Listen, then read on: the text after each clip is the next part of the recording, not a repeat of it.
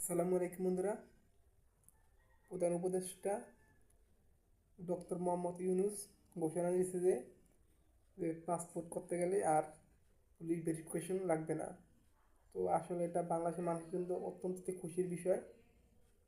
তো police verification করতে গেলে মানে অনেক ঝামেলা, অনেক কষ্ট, অনেক পোহাইতে হয়। দেখা যায় সমস্ত কারো একটা মামলা থাকলেও তো সেই লোকটা পাসপোর্ট করতে পারে না পুলিশ ভেরিফিকেশন কারণে।